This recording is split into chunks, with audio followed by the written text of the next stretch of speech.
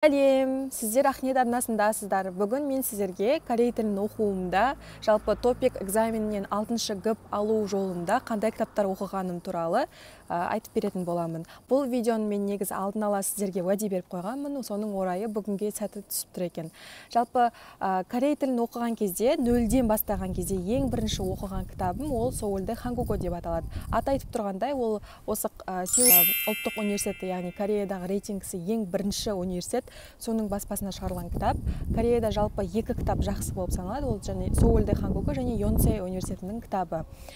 Жалпы осы Соулде Хангуго оның ішінде төрт, яғни тыңдалым, оқылым, жазылым, сөйлеу, сол төрт дағдыны бірдей дамытады. Ішінде мысалы ситуацияларға байланысты етіп, мысалы дүкенге кірген кезде қандай сөздерді қолданамын, қандай грамматиканы қолданамын деген сияқты, сол ситуацияны тақырып етіп алып, соған байланысты грамматика, соған байланысты сөйлем, соған байланысты тыңдалым сізге тыңдатып, соған байланысты сіз басқа жаныңыздағы достарыңызбен сөйлесіп, солай үйренесіздер. Жалпы бұл кітапта бастапқы кезде сол біріншісінен бастап 6-шы деңгейге дейінгісі бар. Осы жерде бір айтып кететін жағдай, ол жерде тексттер беріледі оқылым кезінде. Басында енді ежелеп оқисың ғой, басынан сол мен тексттерді ежелеп оқысам да соны оқып алатынымда и жаттайтынмын. Яғни басынан бастап солай текстпен жаттағандықтан кейін сол сөзді қолданған кезде мен қиналмаймын, себебі мен ол сөйлемнің құрамында қай жерінде тұру керек екенін біріншіден білем, өйткені мен уже текстті көре уже ол менің ойымда қалып қалған ғой. Сондықтан сіздерге егерде Соулде Хангугоны қолданып оқитын болсаңыздар, онда сол сөзді емес, текстті бірден жаттасаңыздар, мағынасын түсініп, онда күшті болады. Енді екінші кітап, бұл грамматикаға арналған кітап, ол Паро Хангуго деп аталады. Паро Хангугоны мен бірінші, екіншісін оққан жоқпын, бірден үшінші, төртіншісіне кірісіп кеткен болатынмын. Бұл жерде енді айтып тұрғандай жаңа үшінші және төртінші деңгейге арналған. Бұның мықты жері, бұл кітаптың грамматикаға арналған. Ішінде көптеген грамматика бар. Мысалы,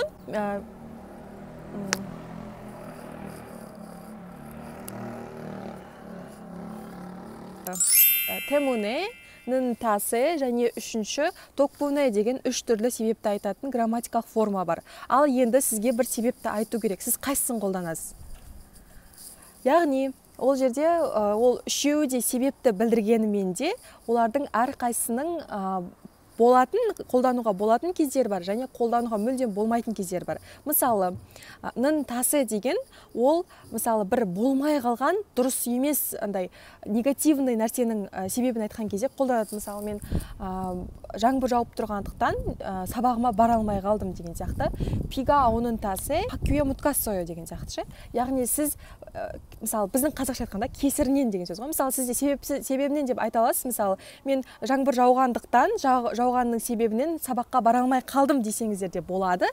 Бірақ егерде мен жаңбыр жауған кесірінен сабаққа бара алмай қалдым десеңіздер, уже бірден түсінікті да, ол жақсы емес іс болып қалған.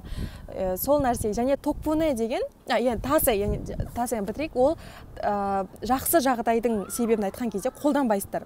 Енді токпунеге келетін болсақ, ол бір яғни қазақшаға аударған кезде арқасында деген білдіреді. Яғни сіздер жақсы дайындалғанымның арқасында экзаменнен өтіп кеттім деген сияқты. Немесе мұғалімнің арқасында мен корей тілімнің деңгейі өсті, мысалы. 선생님 덕분에 한국어 실력이 좋아졌어요. Яғни сіз сол нәрсені, соның арқасында деген прям кесіп көрсеткіңіз келген кезде сол токпунен қолданасыз. Ал темуне деген ол себептердің екі жағдайында да қолдана бересіз. Жалпы, бірақ енді мысалы сіз бір эссе жазған кезде бәріне себепке темуне десеңіз, енді экзаменатор басқа темунеден басқа сөз білмей ма деп қалады ғой. Сол секілді, мысалы жаман бір себебін айтқан, бір болмай қалған істің себебін айтқан кезде тасыны қолданып, жақсы нәрсенің ісін айтқан кезде, себебін айтқан кезде токпунен қолданып, сөйтіп әртүрлі жазсаңыз, экзаменатор вау, күшті, грамматиканы жақсы оқыпты деп қалады. Сондықтан осы кітапта грамматикалық формалардың сондай бірнеше түрін көрсеткен да, сөйтіп мына кезде қолдануға болады, мына кезде вообще қолданбаңдар, мысалы тасыны жақсы жағдайға қолданбаңдар, ол кезде уже ол дұрыс емес болады деген сияқты бүкілін сөйтіп келтіріп берген. Сондықтан бұл грамматика үйренуге арналған керемет кітап деп айтамын. Топик тапсырушыларға арналған керемет кітап деп айта аламын. Ол сөздік қорды байытатын Topic in 30 Days деген кітап. Бұл кітаптың аты айтып тұрғандай 30 күннің ішінде сіз топикке қажетті ең керекті базовый сөздердің бәрін жаттап аласыз. Енді бұл кітапты мен жаттаған кезде топиктан мен көзім ашылды десем болады. Неге десеңіз, жалпы бұрын маған топик текст берілетін кезде, жалпы сөздік қорым аз кезінде, примерно былай қарайтынмын да. Мысалы, контекстке қарай түсінесің ғой. Мысалы, хаккё или хак деген сөз келетін болса, примерно білімге қатысты нәрсе, значит, ол бір нәрсе болыпты, сөйтіп сондай болыпты, яғни жауабы now деген сияқты белгілейтін едім. Ал на Topic in 30 Days-дің ішіндегі сөздер жаттағаннан кейін текст кәдімгі көзім ашылды десем болады, текстті прям 80%, 90% түсінетін болдым. Яғни топикта келетін ең көп қайталанатын сөздер бар ғой, енді мысалы өсті, азайды, кеміді, жоғалды, білмеймін, барды, келді деген сияқты енді күнделікті қолданатын сөздер бар ғой, соларды жазып қойғанда топикте келетін. Сол кітап, мысалы, бірінші күніне 30 сөз, екінші күніне тағы 33 сөз, солай күніне 35 сөзден 30 күн бойы жаттап, сөйтіп сіз топиктан примерно осы кітапты жаттап алғаннан кейін сіз 100% топиктан 4 кітапты ала аласыз. Яғни сол деңгейдегі кітап. Бұл кітапты мен жалпы сол 30 күннің ішінде бітірдім, яғни бізге солай жаттаңдар деп айтты. Күніне 33, сондай 35 сөзден жаттадық, күнде біз квиз тапсыратынбыз, соның арқасында топиктен жақсы балл алдым деп ойлаймын. Енді келесі кітап бұл топикке арналған кітап, бірақ бұл жерде айтатын нәрсем, бұның бірнеше жақсы жағы бар. Біріншіден, оның ішінде практикаға арналған тесттер де бар. Одан бөлек маған қатты ұнағаны екінші нәрсесі, ол сөздік жазылған, сол сөздіктердің әр сөздің қандай деңгейдегі сөз екенін де жазып қойған. Мысалы, мына сөз 1 гіптің сөзі, мына сөз 5-ші гіптің сөзі деген сияқты. Сөйтіп мен сол өзім 5-ші, 6-ші гіптарды жазып алдым да, кейін соны мен өзім эссемде қолдануға практика жасап, сөйтіп кейін мен эссемде қолдандым.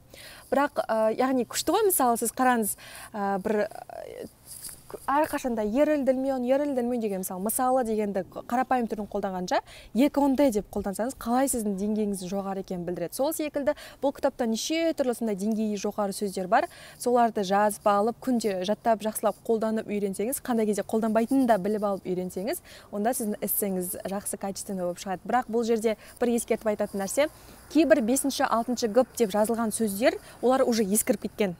Яғни, бұл кітапты оқыған кезде желательно қасыңызда кәріс мұғалімі болсын. Кәріс адам, яғни кәріс тілінен сабақ беретін мұғалім болсын. Өйткені ол уже кітаптарды көзі көріп жүр, кәріс тілін үйретіп жүр, ол біледі, қандай сөз ескірді, қандай сөз қолдануға болады деген сияқты. Себебі мен соны қолданып жатқан кезде мұғалімнен мына сөздерді қолдануға бола ма деп сұрағанда, мына сөз уже ескіріп кеткен, бұны қолдансаң, уже как будто бір бізде де қазақ тілінде ескірген сөздер ғой, мысалы ғафу етіңіз деп қазір ешкім айтпайды ғой. Сол секілді сіз эссеңізге ғафу етіңіз деп жазып қойсаңыз, кішкене біртүрлі болады экзаменаторға. Сондықтан жаңа желательно қазір қолданып жүрген сөзді анықтап алу үшін сізге жаныңызға мұғалім қажет болады. Енді келесі кітап, бұл да сөздік қорға арналған. Кітаптың тағы да жақсы жері синоним, антоним, анонимдарды жазып қойған. Көп сөз, мысалы, мына сөздердің синонимі, мына сөздердің антонимі деген сияқты. Бұның жақсы жері, мысалы, бір эсседе табиғатты, мысалы, сіз сипаттап жазу керек болса, әдемі деп жазғаннан көрі, әдемі, сұлу, көркем, ғажап, керемет деген сияқты әртүрлі синонимдерін білетін болсаңыз, сол сияқты оның антонимдарын да білетін болсаңыз, сізге эссеңіз өте сондай сөздік қорға бай, әдемі болып шығады. Сондықтан бұл кітаптың жалпы сөздік қорға байланысты жақсы кітап. Сонымен қатар топикта келетін кітап, сондай топикта қолдануға болатын, топикта келетін сөздердің көбісі жазылған. Еще мынандай бір бөлімі бар, тақырып-тақырыпқа бөліп қойған. Мысалы, автобусқа байланысты сөздер дейді, бәрін жазады. Мысалы, автобус, поезд, метро, жол деген сияқты.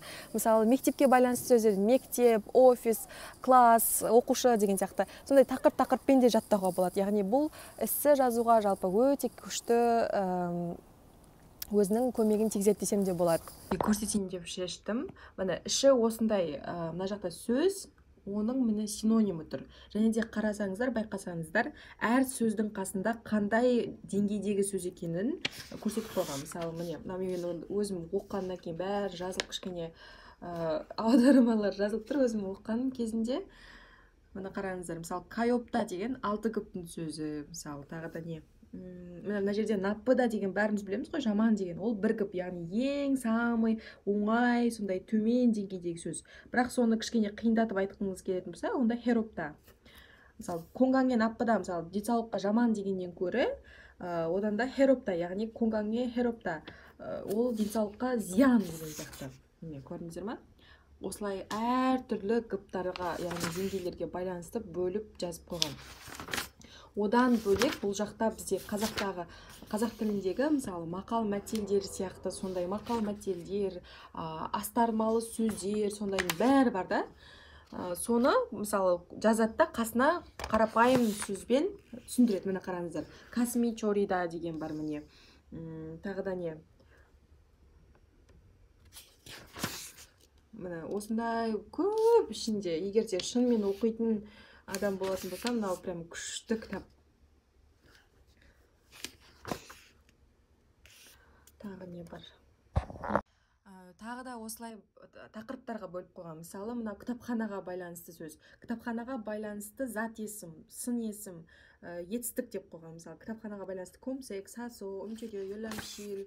Міне тағы да осындай әртүрлі, мысалы, мынау больницаға байланысты осынша сөз бар. Сіз мысалы больницаға байланысты осының бәрін жаттап алсаңыз, больницаға барған кезде қиналмайсыз, барлығын айтып бере аласыз. Міне осындай өте керемет кітап деп айта аламын негізінен. Сөздік қордан бөлек, бұның ішінде еще грамматиканы түсіндіретін жерлер де бар. Мысалы, нентасе де тұр, ішінде бірнеше примерлармен. Бірақ бұл кітаптың бір несі, қазақша, орысша, ағылшынша қасына түсіндіріп қойған жоқ. Қарап байқап тұрсаңыздар, тек қана кәрісше. Яғни бұл кітапты оқу үшін сіздің жаныңызға кәріс тілін білетін мұғалім керек болады. Одан бөлек міне практикалық тесттер де бар. Мына тесттармен кезінде жасаған тесттарым. Осындай тесттер жасап, мына жақтан грамматика сөзді оқып, прям күшті кітап міне. Сақтап алсаңыздар болады өздеріңізге. Енді мен неге сөздік қорға қатты мән беремін, себебі сіз бәрібір түсіну үшін сөзге сөздің қорыңыз көбірек қажет болады. Бұл кітап жалпы 50 күн деп жазылған, енді бірақ бұл 50 күнде жаттап шығу қиынырақ болатын сияқты. Менің ойымша, бұл кітаптың жақсы жағы кәрісше ауыр сөздерді, кәрісше қарапайым сөздермен түсіндіріп жазған. Яғни сіз бұл кітапта орысша, ағылшынша, қазақша үйренбейсіз, кәдімгі кәрісше сөзді кәрісше үйренесіз. Сондықтан бұл кітаптың пайдасы өте көп тиеді деп ойлаймын. Егер де кірісіп алып оқитын болсаңыздар, бұл кітап жалпы сөздік қорын көбейтуге керемет көмектеседі. Келесі жақсы кітап, ол Korean Grammar in Use деген кітап. Ол кітапты мен қазір жақсы жағын айтатын болсам, мысалы бізде грамматикалық формалардың ішінде ескіріп кеткен грамматикалық формалар бар. Яғни оны тарихи бір киноларда, тарихи кітаптарда қолданғанмен, жалпы бұлай кәдімгі ғылыми сөздер, ғылыми мысалы кітаптарда, ғылыми жаңалықтарда ешкім оны қолданбайды. Сондықтан сіз егер оны топикта қолданатын болсаңыз, сізге емтихан тексеруші кішкене жақсы емес баға беруі мүмкін. Сондықтан осы Korean Grammar in Use деген кітаптың жақсы жері, бұл кітапта прям қазір қолданып жатқан, дәл қазір қолдану үстіндегі жаңа сондай кітаптар, жаңа сондай грамматикалық формалар жазылған кітап. Сондықтан бұл кітап жалпы енді кәріс тілін үйреніп бастап жатқандарға арналған. Сонымен қатар бұл кітапты мен қазір кішкене бірнеше тақырыбын түсіндіріп өзім каналыма салған болатынмын. Егер де қызықты болса, түсіндіргенді қазақ тілінде көрсеңіздер болады. Жалпы мен бүгінгі видеода айтып өткен кітаптардың барлығы пайдасы мен үшін өте қатты 100% тиді деп айта аламын.